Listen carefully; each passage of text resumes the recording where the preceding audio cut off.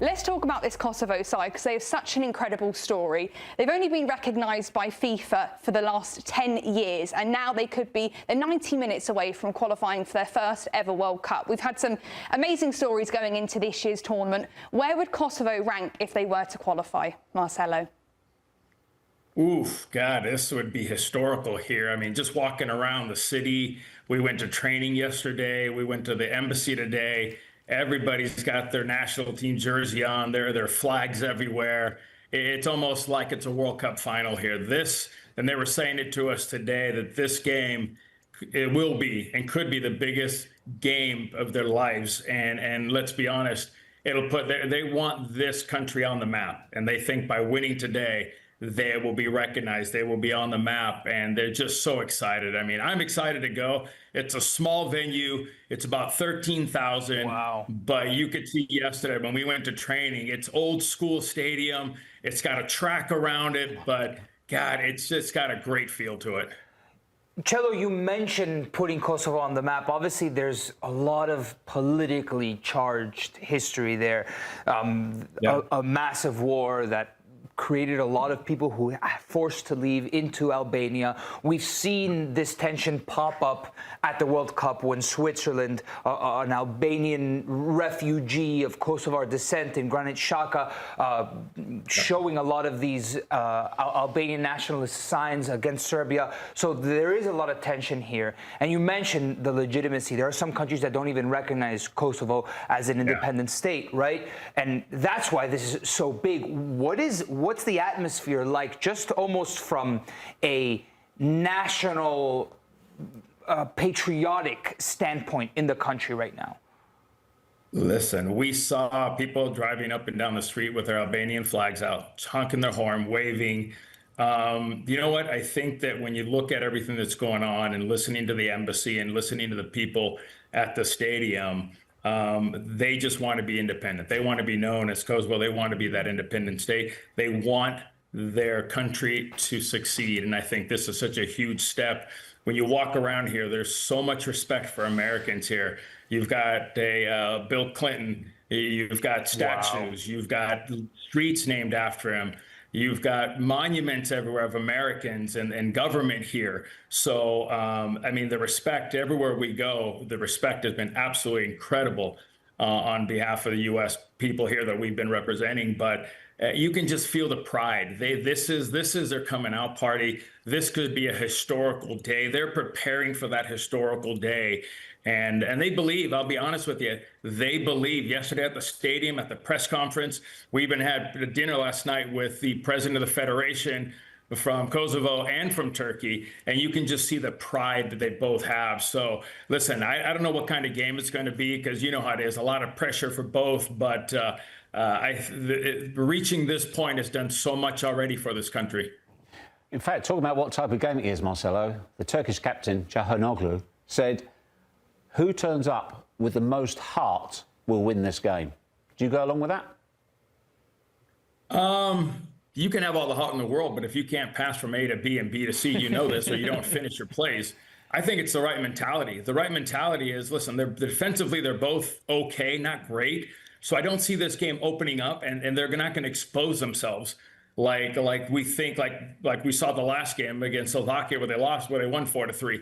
So I think this is going to be more of a calculated game. It's going to be a little bit more maybe in the lower block, trying to defend, hit teams on the counterattack. So listen, when you look at Turkey, great individual players. When you look at Kosovo, you look at, I mean, wonderful team spirit, good players.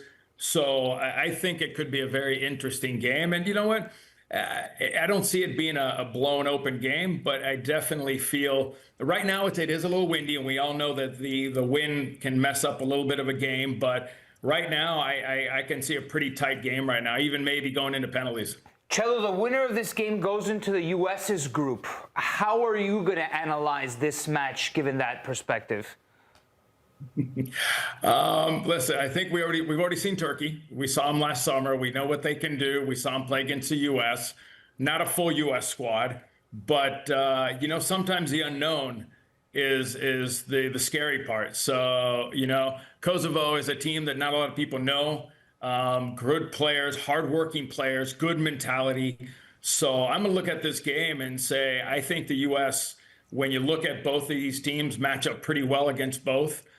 Take away what happened against Belgium, but I think they'll be fine in the World Cup. But I think either one is a good matchup for the U.S. And Marcelo, there is some history in this matchup. Kosovo scored their first ever goal against Turkey back in 2014, and I think Kosovo have kind of acknowledged that going into this game, that, look, we're friends. They were able to give us that chance back in 2014, which is a lovely story. I don't know if you give them a chance, but yeah, you know what? I mean, listening to the history, it hasn't been good for Kosovo against Turkey, but, you know, listening to both teams yesterday, you can completely hear that they're both worried. You know, I mean, Turkey feels the pressure because they haven't qualified in a while. This could be their third time making it into the World Cup. And the debutantes could be Kosovo. When you talk about them, they're looking at this completely different too. But it was funny because, and I don't know, maybe Nico, I don't know a lot of federation presidents before such a big game that have dinner together. They had a federation dinner last night. We were at it. And it was kind of odd for me to see both presidents talking and chatting like there was no game tomorrow. I thought that was weird, but that's how friendly they are here. And, you know, I guess may the best federation win tonight. I think to a certain extent, Kosovo does have a lot of respect for Turkey because a lot of the Kosovar players that have brought them into this new era have played in Turkey. The likes of Vedat Muriçki, that played for Fenerbahce, and Milot Rashica, that played at Galatasaray first and is now at Beşiktaş, and a couple of other players. They're intertwined, aren't they? They attribute a lot of the growth of the national team and these players that have taken such a significant step for Kosovar football to Turkish football at the end of the day. So I do think, Cello, there's a little bit of mutual respect between both nations. I don't know. I guess when you go into a game like this, I mean, respect is one thing, but I mean, listen, you're 90 minutes away, Nico. You're 90 minutes away from living a dream. You're 90 minutes away from living that childhood dream as a footballer to play in a World Cup. I don't care who you are. There's no such thing as, you know, we're friendly. Man, it's all about getting the job done. So, no, I have a hard time with that friendly rivalry. This is a unique situation, but I'm getting the vibe from you. If this was you before the game, you're not going across the opposite number and say, listen, all the best, buddy, and if you go through, I'll be really pleased for you. Not even close. Not even. Listen, I'll give you a wave if I knew you, but you won't see me until after the game. You're gonna feel me. You're gonna every inch of me. You're going to feel my studs, my elbow, everything. Once the game's done, then may the best team win. Maybe we can be friends after that. Love that mentality. Spot on, Cello.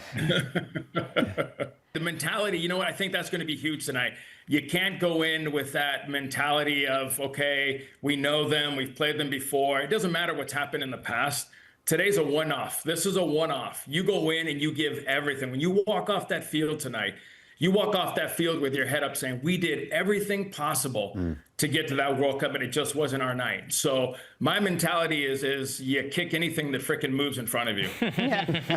Thanks for watching this video from Morning Footy. For all news and insights regarding leagues around the world like EFL, Serie, and all UEFA competitions, both men's and women's, don't forget to sign up for Paramount+.